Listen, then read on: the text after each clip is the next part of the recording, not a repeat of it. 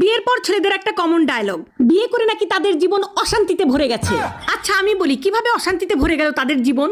সকালবেলা ঘুম থেকে উঠেই তারা নাস্তা রেডি পায়, দুপুরবেলা কি খাবে না খাবে সেটাও বাসা থেকে বউ যত্ন করে বেঁধে দেয়।